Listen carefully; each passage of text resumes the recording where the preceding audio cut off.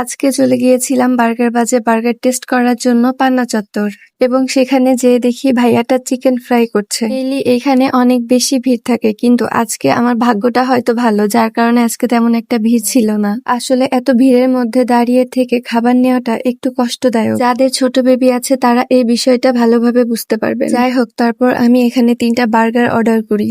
তারপর এই তো ভাইয়াটা বার্গার রেডি করছিল, আর আমি তো এদিকে দাঁড়িয়ে দেখছিলাম কোন প্রসেসে বার্গারটা তৈরি করছে। তাদের প্রসেসটা আমার কাছে মোটামুটি ভালোই লেগেছে, কারণ বার্গারে মেয়োনিজের পরিমাণটা একটু বেশিই ছিল। তারপর তারা যে চিকেনের পুরটা ব্যবহার করেছে, এখানে চিকেনের থেকে আদার্স কি যেন একটা বেশি ছিল।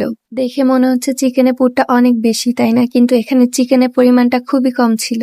তারপর তারা যে টমেটো সসটা ব্যবহার করেছে, এখানে সসের পরিমাণটা মোটামুটি ঠিকই ছিল। এবার আসি টমেটো এবং শসাতে। এটা যেহেতু মিনি বার্গার ছিল, এখানে 1 পিস করে টমেটো এবং শসাটাই ঠিক ছিল। তাদের বার্গারের টেস্টটা মোটামুটি এভারেজ ছিল। আপনাদের কাছে বার্গার বাজে বার্গারের টেস্টটা কেমন লেগেছে চাইলে কমেন্ট করে জানাতে পারেন। আর এই তো কথা বলতে বলতে আমাদের বার্গারটা অলমোস্ট রেডি। আমার ইয়ানকে নিয়ে যেহেতু এখানে বসে খাওয়ার মতো কোনো অপশন নেই, তাই বার্গারগুলো আমরা পার্সেল নিয়ে আসছি।